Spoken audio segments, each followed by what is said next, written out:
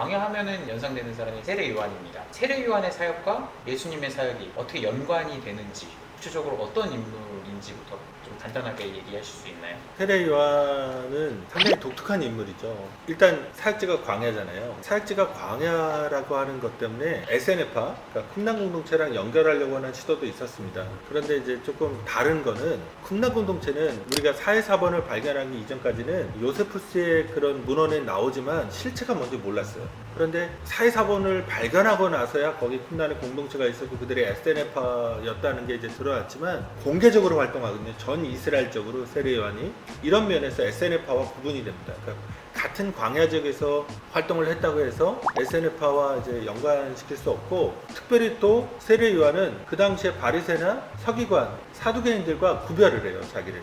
그러니까 혼자 단독으로 활동하는 예언자적 인물, 광야에서 활동하는 어떤 하나님의 뜻을 전하는 인물인데, 세례 요한의 가장 강력한 특징은 이겁니다. 종말론이에요. 그러니까 마지막 때가 왔다는 거예요. 회개하라 하는 건데, 하나님의 진노가 이미 임했기 때문에 도끼가 나무 뿌리에 찍혀 있다. 그러면서 임박한 종말을 피할 수 없다. 누구든지. 심지어 바리새인과 서기관들도 피할 수 없다. 아브라함의 자손이라고 하는 그 민족적인 장점, 민족적인 우월성도 얘기할 수 없다. 돌들로도 아브라함의 자손을 만드실 수 있다. 그러니까 무조건 모두에게 해당되는 종말론적인 회개를 선포했던 사람이 세례 요한이라고 보시면 됩니다.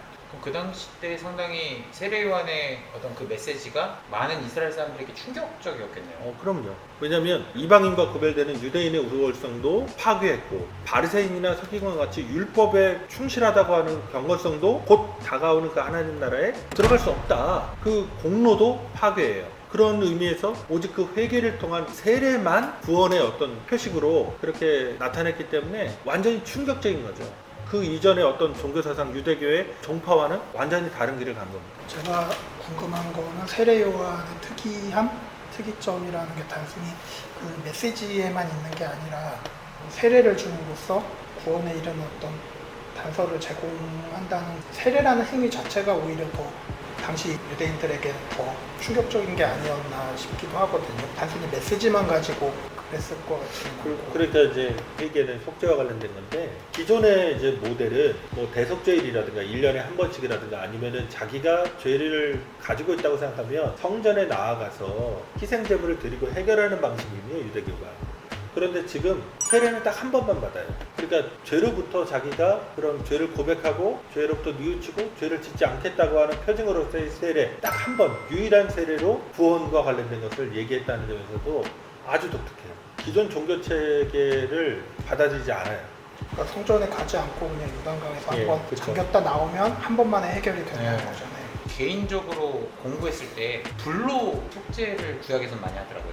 제가 어떤 책을 봤을 때 물로써 구원을 하는 건 출애굽 사건이나 이런 것들이 있지만, 엘리사가 이제 피부병 있던 장군을 씻게 하는 거 빼고는 물로써 개인의 죄를 정화하는 게 그렇게 많지 않더라고요. 그런 측면에서는 요한의 메시지도 속죄에 대한 문제, 회개에 대한 문제, 시험삼 사건에서 죄에 대한 문제를 다루었다, 그런 얘기를 했는데, 그런 거에 있어서 상당히 중요한 인물이다라고 얘기하시는 거죠. 물로 세례를 줬다는 걸 가지고 오히려 그게 요한하고 SNF파의 관계가 있다는 근거로 삼지 않나요? 그것도 많이 봤습니다. 그런데 이제 기독교도 그렇게 세례를 하잖아요. 네.